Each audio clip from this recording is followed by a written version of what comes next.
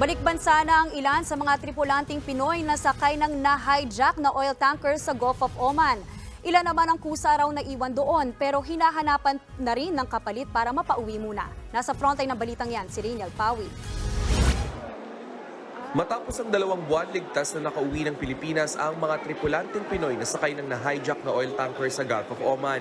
Pasado alas 4 ng hapon nitong linggo, dumating ang 9 na Pinoy. Kasama sila sa 18 Pilipinong seafarers na sakay ng St. Nicholas oil tanker na sinalakay ng Navy ng Iran. Tinarget umano ng Iranian government ang barko na dati nilang pagmamayari at ngayon nasa kustodiya na ng Amerika. Isa sa mga nakauwi ang chief mate na si Lord Rangasaho. Hindi naman daw sila sinaktan ng 8 lalaking lumusob sa barko. They boarded us with the heavy guns, but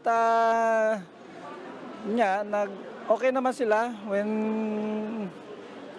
they just forced us to, assemble on the bridge.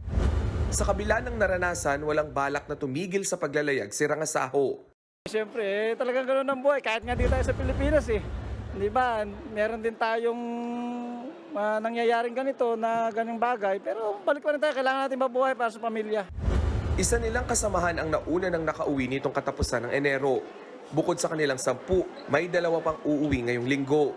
Ayon sa pamunuan ng MV St. Nicholas, minamadali na nila ang paghahanap ng kapalit sa 6 na Pinoy na naiwan sa barko para mapauwi na sila.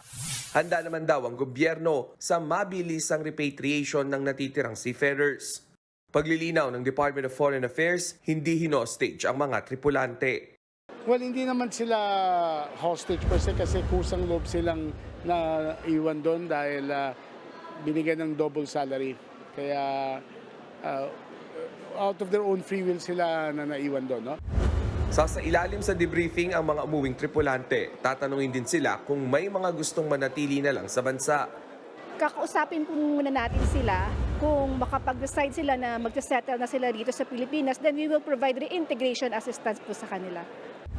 Nagbabalita mula sa Frontline, Riniel Pawid, News 5. Mga kapatid, Lucy Cruz Valdez po, maging maalam at may pakialam sa mga napapanahong balita sa bansa. Tumutok at mag-subscribe sa News 5 social media pages.